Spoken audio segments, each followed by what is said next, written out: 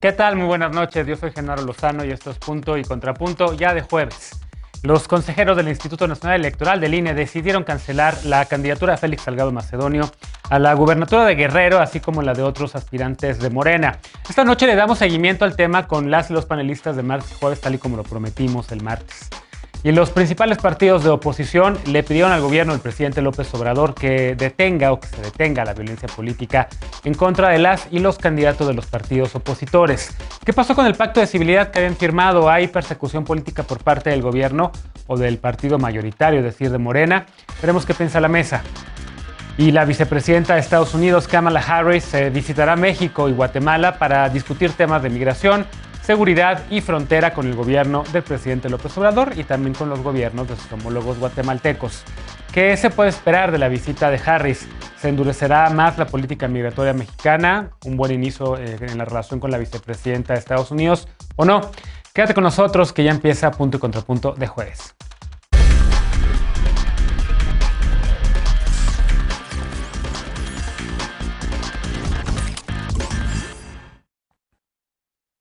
Por segunda ocasión, Morena impugnará ante el Tribunal Electoral del Poder Judicial de la Federación la cancelación de la candidatura de Félix Salgado Macedonio al gobierno de Guerrero, así como la de Raúl Morón en el estado de Michoacán. Antier, con 6 votos a favor y 5 en contra, mientras estábamos haciendo el programa precisamente, el Consejo General del INE mantuvo la decisión de cancelar las candidaturas. El consejero presidente Lorenzo Córdoba dijo que el Tribunal Electoral ya había resuelto que ambos políticos sí fueron precandidatos, que también realizaron actos de precampaña y que además estaban obligados a presentar sus informes de ingresos y de gastos, y que al no hacerlo, pues violaron la ley, no cumplieron con el requisito para ser candidatos. Lo que ayer resolvió el INE fue la sanción que ameritaban estas faltas. Tras darse a conocer esta resolución desde el templete instalado frente a la sede del Instituto Electoral, el líder de los morenistas, Mario Delgado, dijo que seguirán impugnando el atraco, así dijo. Y además dijo que sufrieron, que este atraco que sufrieron y que el INE aplicó sanciones desproporcionadas. Todo esto mientras sus simpatizantes coreaban que el INE va a caer. Ayer el presidente López Obrador calificó la resolución como un atentado a la democracia. Y por su parte, el consejero Córdoba, el presidente consejero del INE, apuntó que este tema no era político, sino estrictamente jurídico. Veamos qué piensa la mesa esta noche y para ello saludo con mucho gusto a Estefanía Veloz, abogada y feminista. Ya la conoces. ¿Cómo estás, Steph? Buenas noches, querido Genaro, compañeras, compañeros, compañeres. Alejandro Encinas, politólogo y con el corazón en la 4T. ¿Cómo estás? Muy bien y con mucho gusto de saludarlos. Aurora Espina, investigadora, militante del PAN y amiga de este espacio. ¿Cómo estás? Bienvenida a Nueva Cuenta. Muy bien, un gusto estar con todos. Jorge Herrera Valderrama, ¿no? Él es cofundador del Instituto RIA, integrante de Revolución por la Paz y también amigo de este espacio. ¿Cómo estás? Hola, Genaro, bien, gracias. Hola a mis colegas en esta mesa y a la gente que nos está viendo. Bueno, primer tema a discutir, que por cierto contigo ya no discutimos el tema de la marihuana y la prórroga, ya lo llevamos, pero más adelante, seguramente la semana que entra lo recuperaremos y te invitamos a hablarlo. Pero a ver, me quedo contigo, Alejandro. ¿Qué decir de esta discusión? Habíamos el martes pasado, pues hablaba un poco ya de eso, tú hablabas sobre la desproporcionalidad de la sanción, hablabas sobre el tema también de que, bueno, la Suprema Corte tiene este llamado test de proporcionalidad y para ti y a muchas personas de Morena no les parecía algo proporcional. Habías dicho también que era pues un tema que afectaba a los punteros, ¿no? Que parecía una medida o una resolución que iba dirigida a los punteros de Morena. Hay uno de estos consejeros y una consejera también, Humphrey me parece que fue, mencionaba como cuántos otros candidatos a gobernadores y gobernadoras de Morena, pues sí presentaron sus informes y ahí están, son candidatas y candidatos. Claro, es una negligencia por parte de la dirigencia de Morena, de Mario Delgado y su representante no haber presentado este trámite legal. En cualquier partido institucionalizado esto hubiera meritado ya la renuncia inmediata porque está poniendo en riesgo los triunfos que ya están asegurados en Guerrero y en Michoacán. Y fue muy interesante la votación dividida, 6 votos contra 5. Esto habla de que no es un tema de estás con Morena o no, sino más bien de que hay un asunto de fondo, de dos visiones de concebir la legalidad en este país, de un lado el garantismo y del otro el letrismo. Pero comienzo con la revelación de la consejera Favela. La consejera Favela en esta sesión dice que solo hay un candidato a gobernador en Guerrero que presentó su informe de gastos de precampaña. Me parece que el candidato de redes sociales progresistas. El resto de los candidatos, incluido Salgado Macedonio, y el resto no lo presentaron. y al único que está siendo sancionado es al candidato de Morena. Con lo cual, con esta revelación de Favela, que a mí me parece escandalosa y es de no creerse, es insólito que no sea un escándalo en los medios de comunicación, en el debate público, pero me parece que queda de manifiesto el doble rasero con el que la facción mayoritaria del INE está pretendiendo aplicar la ley. Te está hablando de un veto, de una exclusión y de una selectividad, en donde los funcionarios del INE están diciendo quién sí y quién no puede competir. Y la otra crítica que yo hago a esta resolución, pues es el carácter formalista y esencialmente gramatical en sus resoluciones, lo que supone leer la ley literalmente y sin recurrir a principios para su interpretación. Y estas no son palabras mías, se van a sorprender, son palabras de Lorenzo Córdoba, que escribió un artículo en Nexos con Pedro Salazar en el año 2006. Ese Lorenzo Córdoba era tenía una perspectiva garantista que hoy está desconociendo. Y ese Lorenzo Córdoba decía que el razonamiento era simple. Si la ley está subordinada a la Constitución, entonces la principal tarea de un órgano de garantía es la de hacer una lectura de las disposiciones legales de manera armónica y congruente con lo que establece la Constitución. Y el máximo derecho para mantener la convivencia pacífica en este país es que decidan las urnas, votar y ser votado. Y efectivamente, si tú haces un test de proporcionalidad, pues tienes que poner en una balanza cuáles son los costos y cuáles son los beneficios para la democracia y para la representación popular, para la decisión del pueblo, en una balanza y ver cuál conviene más. Y aquí estamos viendo que esta lectura rígida, letrista de la ley, pues está incluso generando una crisis de gobernabilidad en este país, una crisis realmente comprometiendo el capital político de una institución tan importante como el Instituto Nacional Electoral. Y que hay además pues doble rasero. Entonces yo creo que sí hay que defender al INE, es una institución importantísima que ha costado mucho trabajo construir, pero esta defensa también parte de los embates que les están haciendo desde adentro. Bien. Por los afanes protagonistas y por subirse a ring político a alguien que no le corresponde ese papel porque tiene que ser un árbitro imparcial.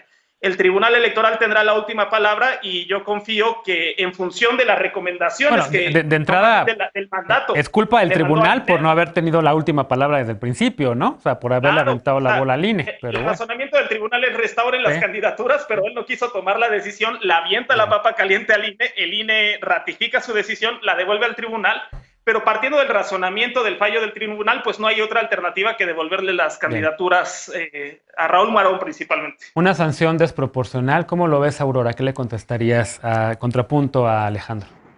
Pues es que atentar a la democracia es lo que está haciendo el presidente y Morena en este tema. O sea, la embestida que hoy sufre México y la autoridad electoral es inaudita e inaceptable y jamás se había visto que un gobierno de la República y sus aliados hostigaran tan abiertamente a la autoridad electoral en pleno proceso electoral y todavía sumarle el tema de que nunca un partido en el gobierno había amenazado de esta forma con boicotear a una elección si el órgano electoral no respondía o se ajustaba a sus exigencias. Entonces, creo que si hablamos de desproporcionalidad, pues entramos en esta cuestión.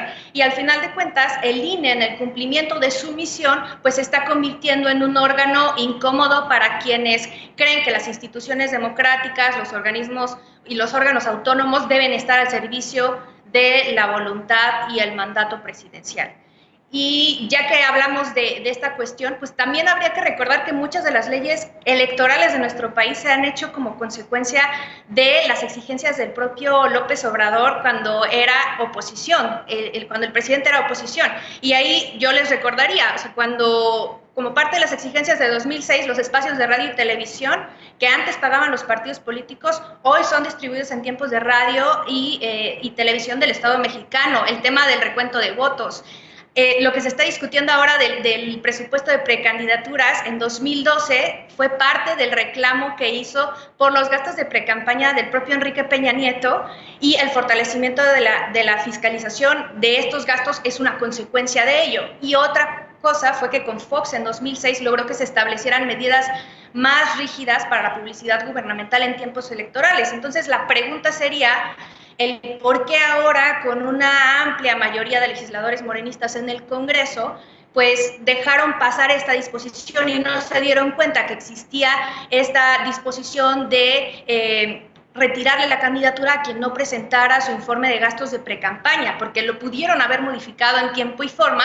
Sin embargo, hoy es una norma vigente que debe ser respetada por todos y es lo que el INE exigió. Entonces, no entiendo por qué hablar de desproporcionalidades y estar viendo cómo cuando les estorban las instituciones y los órganos autónomos se les ataca, se les calumnia, se les descalifica y sigue siendo la conducta del presidente de mentir, provocar y victimizarse ante estos hechos, y creo que eso es algo completamente inaceptable. Veloz, ¿cómo lo ves tu contrapunto? Sí, yo contestaría principalmente que cuando se pretendió no modificar esta como estaba diseñada la ley electoral, pues era pensando en que de verdad tendríamos un árbitro que se portaría o se comportaría de manera demócrata y a la altura, y pues no esperábamos que en realidad la oposición se congregara alrededor del INE y de Lorenzo Córdoba principalmente. A mí sí me parece que lo que ya se ha dicho respecto a la desproporción de la sanción, no solamente, insisto, de Félix Salgado Macedonio, porque no solo se trata de Félix Salgado Macedonio, sino de Raúl Morón, quien sí presentó sus gastos de campaña, nada más que lo hizo de manera extemporánea, como lo han hecho otros candidatos en otros momentos. Es muy desproporcional que el INE no lo haya tomado en cuenta. Alejandro decía algo claro hace rato, cómo se pasan la bolita entre el tribunal y el INE, porque lo que hizo el INE ayer fue hacer una ejecutoria de la sentencia que dijo el tribunal antes, que fue resuélvelo tú, más bien no juzgues a todos de la misma manera y toma en cuenta especificaciones. Yo creo que no hay un margen muy amplio para impugnar, evidentemente no hay tantas herramientas jurídicas porque, bueno, en materia electoral no existe el amparo, no se puede llevar hasta la Suprema Corte de Justicia y sí va a quedar en manos del tribunal. Yo esperaría que el tribunal pudiera ser lo suficientemente duro en cuestión de decir, a ver, yo sí creo que no podemos permitir que pasen estas cosas, no podemos permitir que el hecho de que un trámite que parece absurdo, en el que también parece que se violaron garantías de votar y ser votado, pero garantías de que pudieran responder por qué no habían presentado esto, pues dejar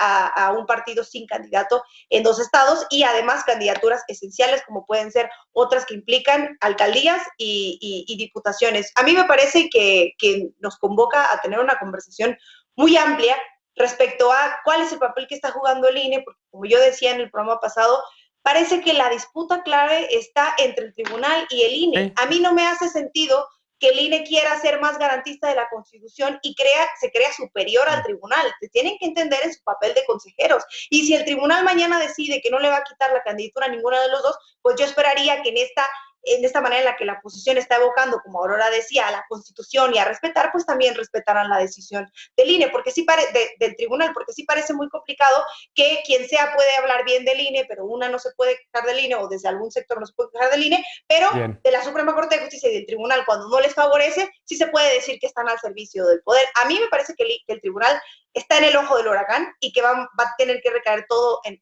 el tribunal, y tenemos pocos días para saber, por lo menos de aquí a 48 horas. De acuerdo. ¿Cómo lo ves finalmente tú, Jorge? Pues lo sacaría un poco tal vez del golpeteo político, porque creo que también hay que decir que esto sí es parte de esas estrategias, ¿no? De, por ejemplo, si el tema de si se tiene que registrar o no los gastos antes de las candidaturas, en precampaña, etcétera, pues sí es parte de esas estrategias de algunos candidatos para estar buscando errores en otros candidatos y entonces poder hacer este golpeteo político, ¿no?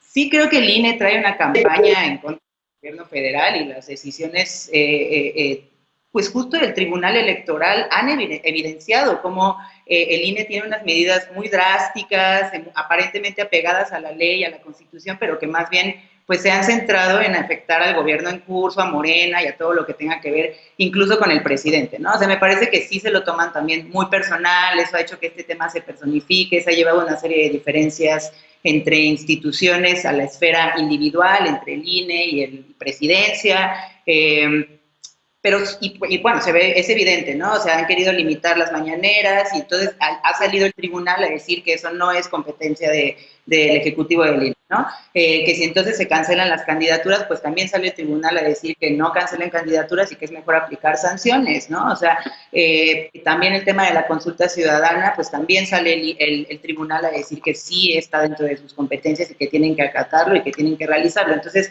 yo sí daría ahí un voto de confianza a este órgano dentro de la institución, porque sí creo, y estoy muy de acuerdo también con el comentario de Alejandro, de que sí hay que fortalecer al INE y evidentemente hay que poner el ojo en todos estos procesos que han estado, pues, han dejado mucho que desear en términos de, pues, promover una vida más democrática, un proceso electoral mucho más transparente, evidentemente. Bien, queda un minutito, si quiere alguien contestar finalmente, un último comentario al respecto, si no vamos a una pausa. A ver, adelante Aurora, rapidísimo. Sí, pues creo que insistir en el tema de que sí se tienen que fortalecer las instituciones, se tiene que fortalecer este rol que tiene el árbitro electoral, pero es completamente inadmisible que se ataque al árbitro electoral en pleno proceso electoral. Y en este sentido, sí decir que es penoso o penosa la actuación del presidente, que se está comportando más como jefe de campaña de Morena que como jefe de Estado. Entonces, también es irónico el tema de que se esté quejando por muchas de las normas electorales que son producto de su propia exigencia y lucha histórica, y eso pues se me hace completamente irónico. Bueno, déjenme hacer una pausa rapidísimo. Ya se fue el tiempo, ya estamos un minuto y medio arriba del bloque. Regresando, retomamos otro tema, el tema de los partidos de oposición que le están pidiendo al gobierno de México que cese la violencia contra sus candidatas y candidatos. Seguimos con el tema electoral en la mesa y la violencia política. Cuando regresemos a Punto y Contrapunto, no te vayas.